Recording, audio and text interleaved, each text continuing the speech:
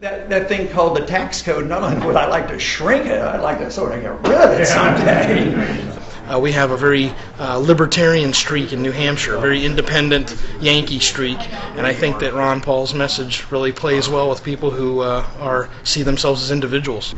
I run for the presidency because I believe that this country is ready for more freedom and less government, and I believe I can represent that position. And I also run with the purpose of doing something else, and that is changing our foreign policy because it intertwines with our economy. We cannot sustain the world empire, and we do not promote liberty. We promote debt, we promote problems, we undermine our liberties. We could save a lot of money. People don't want to hear the truth. People want to live in this fantasy land that they can spend beyond their means, that they don't have to save, that, you know, the day to pay the piper will never come, and that's just not the truth. For you to get back on your feet again, whether it's a business or an individual, they have to liquidate the debt.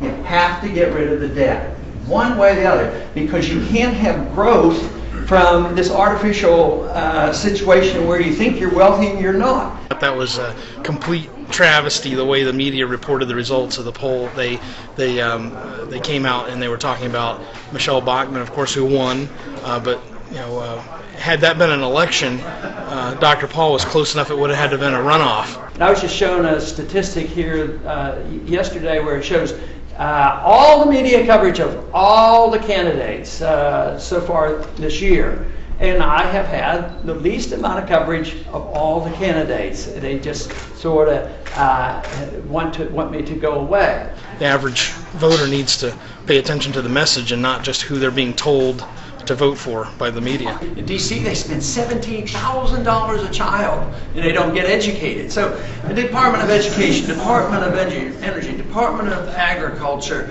Department of Commerce, I mean, there's very few that we should be talking about. Justice and Treasury and Defense, a few like that would be legitimate.